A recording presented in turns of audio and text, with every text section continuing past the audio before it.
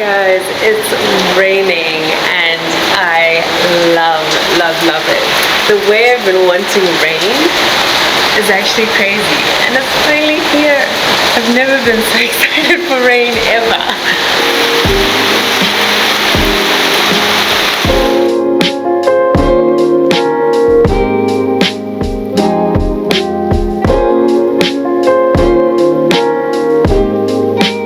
So when I announced the engagement and I posted, most of you reached out to me on Instagram and said that you would love a story time on the engagement. So here it goes.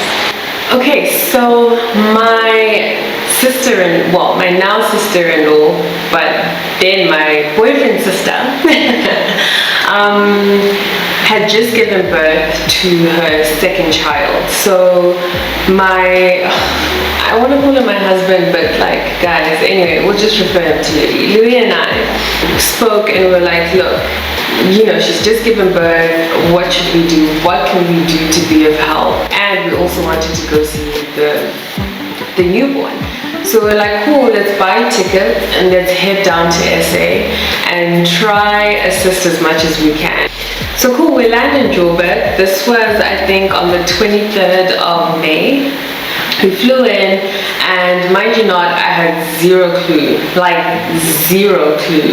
that Louis was going to propose. I had plans to propose, because the time that I thought he was going to propose was when we went to Binga. And we had gone on a cruise, and that was like one of the most romantic things ever, or moments.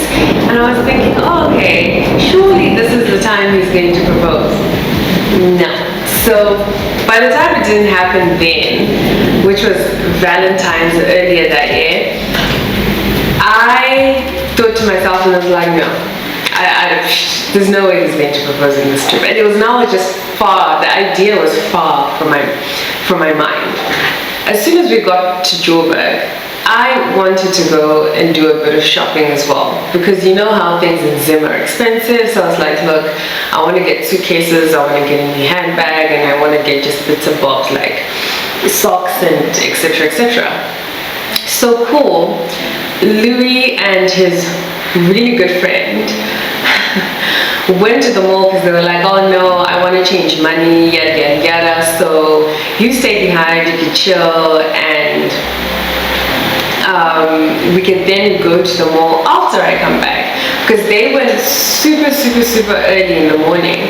And I kept insisting, and I was like, no, I really want to go. But he was like, no babe, like, you're also on a break from work, just relax, come on, take a breather, relax, sleep in, you know. So they went to the mall, changed money, and all this time that he's changing money, the guy's doing rain shopping with his really good friend. Wow. Never would I have thought that that was what was happening the whole time.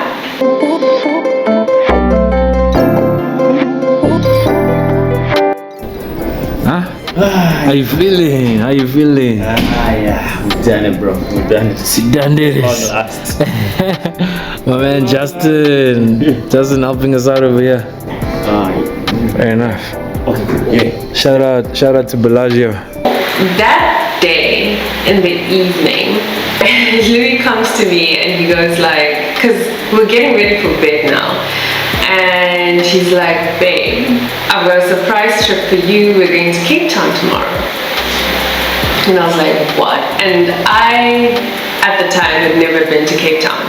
And it's something that we had always spoken about, saying that, look, when we start going on these trips, yada yada yada, we should, you know, hire professional photographers so that they can take pictures of us. And I was like, oh, that sounds like a really dope idea. So we had also spoken about going to Cape Town, which now was a surprise trip, amazing. I was excited, so I was like, cool. So we packed our suitcases. First thing in the morning, off to OR Tambo. We get there, we check in, our flight takes off, we land in Cape Town, and we get an Uber from the airport in Cape Town to our accommodation. And as we were heading to our accommodation, I remember just how breathtaking the views were along Camps Bay. It was just amazing. It was so blue, and the water was so blue, and the air was just so fresh. I still can see it as clear as day. So we do that. In the Uber, we get to our accommodation, which was 12 Apostles Hotel. We check in, you know, we are taken to our room, and I'm just still amazed at the fact that we're in Cape Town and the views are just beautiful, and I could just feel a calming effect just take over my body, excuse me. And I remember just being so happy and so at peace.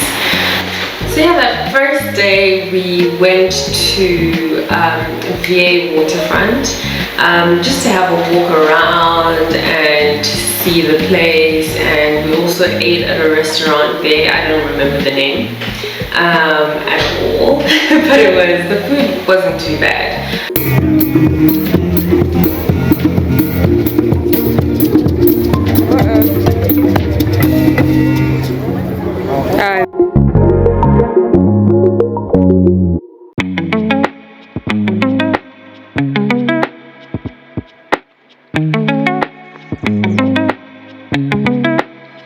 The next day, my Louis was like, oh, so we are off to our next accommodation, which was at the silo. So we get there and we're chilling, and then I remember Louis. I want to call him my fiance, but it's like, yeah, he wasn't there at the time. I guess it was moments before, but anyway. We get to the silo, we relax a bit, and then we take pictures on the silo rooftop.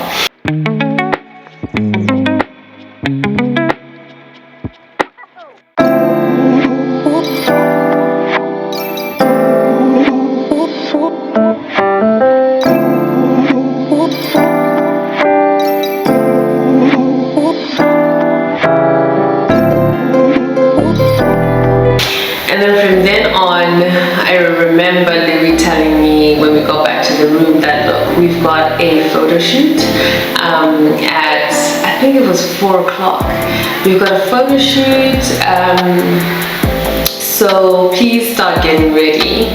And yeah, I started getting ready. He left me getting ready. And remember what I was saying earlier, that I just thought that, oh cool, he hired a photographer to just take pictures of us in Cape Town so we could just have it in our memory book, right? Because we had spoken about it before.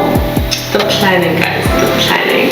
So cool, I started getting ready, and I remember at the time that I was getting ready, he ran to the mall to go change money again. I finished getting ready, I did my hair, well, I guess I had a wig on at the time. I laid it out nicely. I did my makeup, I wore a black dress and some sneakers, I remember. And yeah, we then went off to meet the photographer. So we met the photographer at Signal Hill, for those of you who know Signal Hill, and those of you who are in Cape Town who know Signal Hill. We met the photographer. I will link his page, his Instagram page here. He was so nice and fun to be there with you. And yeah, we started taking photos, and it was during sunset as well. Started taking pictures, and we started from a certain point, and we kept walking to different points taking pictures until I remember the very, guys, thinking about it just really makes me want to cry. We get to the last place where we were taking the last batch of photos, and Louis at the time made me fly the drone, and he was like, look, let's fly the drone, and you know, let's also get a view and pictures of us flying the drone. And I'm like, okay, cool.